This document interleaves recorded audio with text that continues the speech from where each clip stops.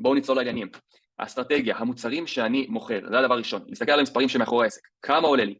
כמה עולה ללקוח? מה הרווח שלי בתוך הדבר הזה? אחרי מע"מ, אחרי הכל. מי הבסט סלר שלי? אם יש לי כבר נתונים, ואני כבר עסק פעיל שרץ ויש לי כבר נתונים לנתח, מי הבסט סלר בכלל? איזה מוצר הכי נמכר? באיזה מוצרים להתמקד? אחרי שאני מבין את כל הדברים האלה, איזה מוצר הכי רווחי לי? איזה מוצר הבסט סלר שלי? אני יכול להתחיל להתמקד באיזה מוצרים למכור. האם אפשר לעשות בנדל? אולי אחרי שהסתכלתי על המתמטיקה והבנתי שאולי שווה לי למכור את שניהם ביחד, כי זה יוצא לי יותר משתלם ואנשים יותר יקנו. מוצרים נלווים למוצר שלי, אם יש לי מוצר שאני רואה שהוא נמכר בטירוף, אולי אני אוסיף לו עוד מוצר נלווה, ואז אני אעלה את ה-AOV באתר שלי. כל הדברים האלה, אתם מגיעים למסקנה, רק אחרי שאתם מסתכלים על המספרים ועל המוצרים שלכם. אחלה. דבר שני, אחרי שאני מבין את המוצר שלי, ואת המתמטיקה ואת הכל, אני יכול להבין, טוב, למי המוצר הזה בכלל מכוון, למי אני יכול למכור אותו.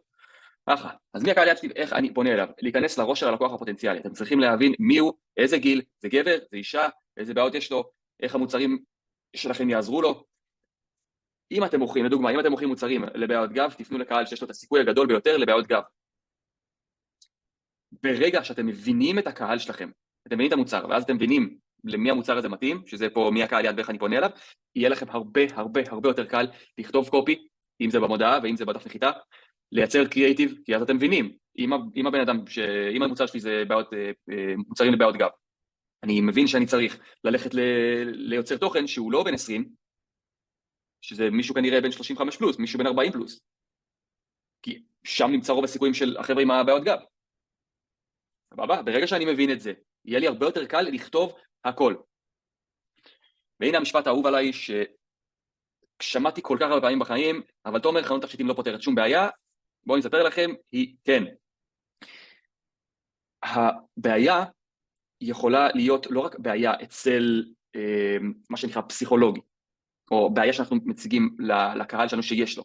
זה יכול להיות בעיה בתוך התעשייה. לדוגמה, כל מי שמכר תכשיטים, אני מכרתי תכשיטים, יודע שהבעיה בנישת התכשיטים זה כמה דברים. אחד, מוצרים, תכשיטים לא איכותיים, הציפוי לא יורד, זה שאין אחריות על המוצרים, מגוון כל כך רחב, זאת אומרת, המון מתחרים. עכשיו, ברגע שאני בא, אומר, שאני פותר את כל הבעיות האלה, אומר להם, שומעים? המתחרה שלי, הציפוי שלו יורד, אצלי לא.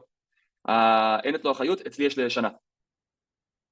כאילו, אני בא מתקל את כל הבעיות שיכולות להוות לי בעיה, שיכולות, מה שנקרא, להוות סיכון למחירה שלי, ואז אני מציג את זה בתור לקוח של, היי, פתרתי את הבעיה הזאת, בוא תראה איזה מוצרים יש לי. אתם מבינים? לכל דבר יש בעיה, פשוט צריך לחפור עמוק בספיק, בקהל יעד, או בנישה, ואז להציג את זה בפני הלקוח, פתרתי את כל הבעיות, בנישה הזאת פתרתי את כל הבעיות שלך, וככה בעצם תמכרו הרבה יותר. אז הכל נמצא באסטרטגיה, אחרי האסטרטגיה אתם יכולים לבנות את הבסיס שיווק שלכם, את הבסיס העסק שלכם, הרבה יותר טוב.